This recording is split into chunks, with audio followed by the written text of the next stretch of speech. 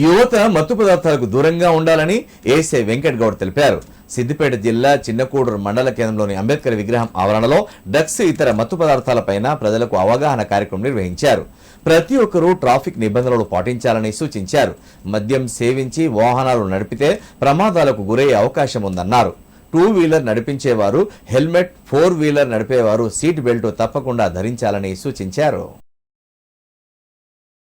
మేమేంటంటే వాళ్ళ అవగాహన కోసము డ్రంక్ అండ్ డ్రైవ్ గురించి మధ్యతరగతి కుటుంబాలు ఈ డ్రంక్ అండ్ డ్రైవ్ విషయంలో ఇబ్బందులకు పాలవుతున్నారు కాబట్టి తాగి బండ్లు నడపొద్దు, మైనర్లకు బండ్లు ఇవ్వద్దు, హెల్మెట్ ధరించి ప్రయాణించండి అని వాళ్ళకు అవగాహన కల్పించడం జరిగింది. కాబట్టి ఈ రోడ్డు ప్రమాదాల గురించి కానీ సైబర్ క్రైమ్ గురించి కానీ ప్రజలు అప్రమత్తంగా ఉండి వాళ్ళు వారి డబ్బుల విషయంలో కానీ ఆరోగ్యం విషయంలో కానీ అప్రమత్తంగా ఉండాలని కోరుకుంటున్నాను.